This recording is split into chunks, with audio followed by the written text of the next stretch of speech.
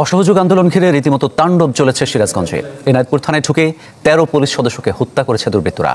এনায়েতপুর থানাতে আন্দোলনকারীদের হামলায় 13 পুলিশ সদস্য নিহত হয়েছেন। এর মধ্যে সিরাজগঞ্জের এনায়েতপুর থানার 13 পুলিশ সদস্যকে পিটিয়ে হত্যা করা হয়েছে। 2024-এর 5 জুন থেকে শুরু হওয়া যৌক্তিক কোটা আন্দোলনের এক প্রকার ফুলের ধারে তৎকালীন প্রধানমন্ত্রী শেখ হাসিনার একটি উক্তি, মুক্তিযোদ্ধাদের নাতিপুতিরাও পাবে না, তাহলে কি রাজাকারের নাতিপুতিরা পাবে? এর প্রতিক্রিয়ায় ছাত্ররা যখন ক্ষোভে ফুঁসে ওঠে, ঠিক তখনই তার বিপরীতে সরকার নিয়োজিত বিটিআর, র্যাব এবং 16 বছরের সরকারের পেটুয়া বাহিনী উপাধি পাওয়া পুলিশ বাহিনী প্রতিটা পাবলিক বিশ্ববিদ্যালয়ে একযোগে আক্রমণ চালায়। এরই মাঝে পুলিশের সরাসরি করা গুলিতে আবু সাঈদের নিহত ভিডিও সোশ্যাল মিডিয়াতে ছড়িয়ে পড়লে আন্দোলন ছড়িয়ে পড়ে বিস্ফোরণের মতো।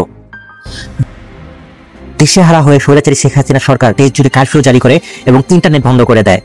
আন্দোলন চলাকালীন সময় এবং কারফিউর মাধ্যমে 15 বছর ধরে পেটুয়া পুলিশ বাহিনী রূপান্তরিত হয়েছিল পুরোপুরি দানবে।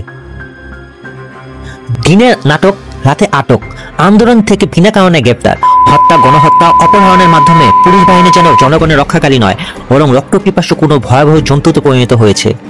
পুলিশের এরকম নির্মম অত্যাচারের প্রতিবাদে বাংলার জনগণ গর্জে ওঠে কয়েক গুণ। পুলিশের ভারী অস্ত্রের বিপরীতে নিরস্ত্র বাঙালি আন্দোলন সফল করতে শূন্য হাতে দৃঢ় মনোবল নিয়ে রক্তপিপাসু পুলিশের মোকাবেলা করা শুরু করে। পুলিশ কর্তৃক সাধারণ মানুষ হত্যার বিপরীতে পুলিশকে পিটিয়ে জখম করা শুরু করে ছাত্র জনতা। এরই মাঝে শহীদ মিনার থেকে ঘোষণা আসে সরকার পতনের এক দফা আন্দোলনের পাশাপাশি অসহযোগ আন্দোলন চালিয়ে যাওয়ার। অসহযোগ আন্দোলনের দ্বিতীয় দিনে সিরাজগঞ্জের এনায়েতপুর সাক্ষী হয় এক নির্মম ইতিহাসে।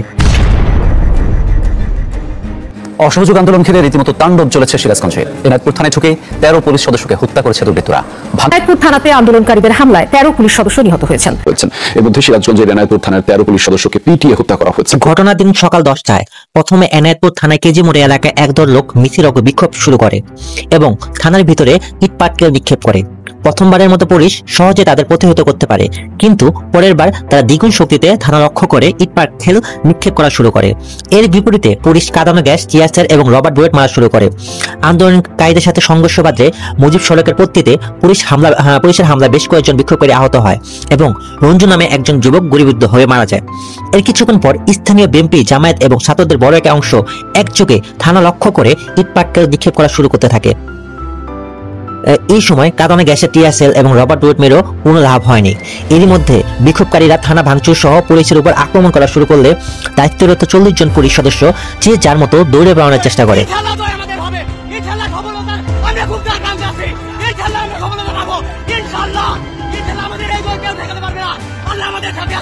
সদস্যের অনেকেই থানার পেছনে ভাঙা দেওয়ালের ভিতর দিয়ে বের হয়ে উত্তর পাশে বাড়িতে ঢুকে পড়ে। বিক্ষোভকারীরা তাদেরকে সেখান থেকে ধরে এনে থানার সামনে পিটিয়ে হত্যা করে। প্রত্যক্ষদর্শীদের মতে বেলা 1টা থেকে বিকাল 4টা পর্যন্ত পুরো থানা ছাত্র জনতার হাতে নিয়ন্ত্রিত থাকে। এই সময় বিক্ষোভকারীরা থানার গাড়ি, মোটরসাইকেল এবং পুরো থানা আগুন ধরিয়ে দেয় এবং আশেপাশে বাড়িগুলো থেকে পুলিশ সদস্যকে খুঁজে ধরে নিয়ে এনে গণপিটুনি দেয়। তারই মাঝে এক পুলিশ সদস্য নিজের প্রাণ বাঁচাতে পুকুরে ঝাঁপ দেয় এবং হামলাকারীরা পুকুরে নেমে পিটিয়ে হত্যা করে পুকুর পাড়ে তার লাশ জমা করে। কিছু কিছু পুলিশ সদস্যকে গাছের সঙ্গে বেঁধে পিটিয়ে হত্যা করা হয়। শাসক যদি ন্যায়বান হয় তাহলে আইন অনাবশ্যক, আর শাসক যদি দুর্নীতিপরায়ণ হয় তাহলে আইন নিরর্থক। উক্তির মাধ্যমে যেন মিলে যায় বিগত শেখ হাসিনা সরকারের শাসনামল। বিগত 16 বছর শেখ হাসিনা সরকারের যে কোনো আন্দোলন কিংবা বিরোধী মত দমনে পুলিশ বাহিনীকে ব্যবহার করেছে তার প্রধান হাতিয়ার হিসাবে। এসব ধমন পিয়নের মাত্রা এতই বেড়ে গিয়েছিল যে সাধারণ জনতা যখন সোশ্যাল মিডিয়াতে শুনতে পেত কোনো পুলিশ সদস্য মৃত্যুবরণ করেছে, তখন ইন্নালিল্লাহর পরিবর্তে কমেন্ট করা হতো আলহামদুলিল্লাহ। পুলিশের সবচেয়ে ভয়ঙ্কর রূপ সাধারণত এদেশের জনগণ দেখতে পায় 2024-এর জুলাই আগস্ট মাসে। এই সময় পুলিশ বাহিনী পরিণত হয় রক্তপিপাসু দানবে। 5 আগস্টে কিছুদিন আগে যখন সেনাবাহিনী হাসিনার পতন বুঝতে পেরে নিজেদেরকে সাধারণ জনতার পাশে দাঁড়া করায়, ঠিক তখনই কিছু পুলিশ সদস্য বিগত সরকারকে রক্ষা করতে রাজপথে ছিল। 5 আগস্টের আত্মহত্যা পর্যন্ত পুরো মানুষের এসব ক্ষোভের বহিঃপ্রকাশ শুধুমাত্র সিরাজগঞ্জের এনায়েতপুর থানা সীমাবদ্ধ ছিল না। রাজধানী, যাত্রাবাড়ি, রমনা এবং সাভারের থানাগুলোতেও মানুষের ক্ষোভের বহিঃপ্রকাশ এর প্রতীক হিসেবে বলা যায়। 5 আগস্টের পর পুলিশের ঊর্ধ্বতন কর্মকর্তারা সাধারণ জনগণের কাছে বারবার ক্ষমা চাইতেও দেখা যায়। তারা তাদের বিগত কাজের জন্য লজ্জিত হওয়া অবস্থাও দেখা যায় এবং নিম্ন পদধারী পুলিশরা জোর করার দাবি করে আর কোনো সরকারকে টিকিয়ে রাখতে তাদেরকে রাখিয়াল বাহিনী হিসেবে যেন ব্যবহার করা না হয়।